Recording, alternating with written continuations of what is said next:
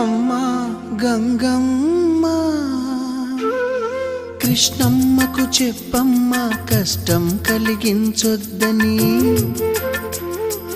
యమునకు చెప్పమ్మా సాయమునకు వెనకాడొద్దని,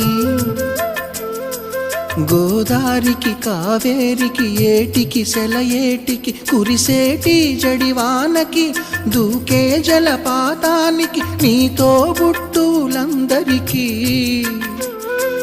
చెప్పమ్మా